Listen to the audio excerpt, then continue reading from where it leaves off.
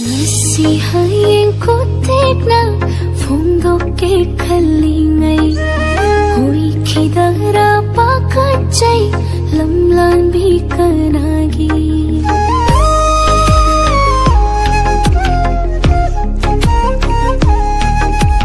ngasi haiengko tekna fondoke khalingai hoi khidara pakachai lamlan bikanagi yingsinada tumin musinada rangna misum haiba minok tarangi mikuk kodeng kanjai thana tarokjai manglan tai bangani maktasu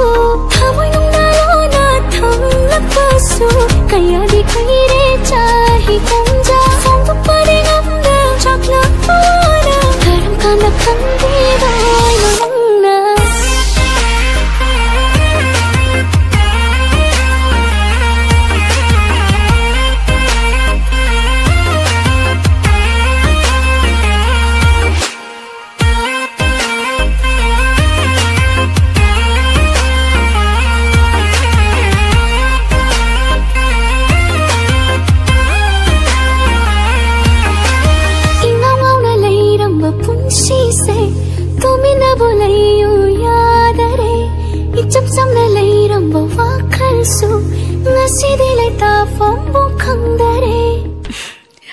Adorashu yingsinada tumin musinada rangna misum haiba minok tarangi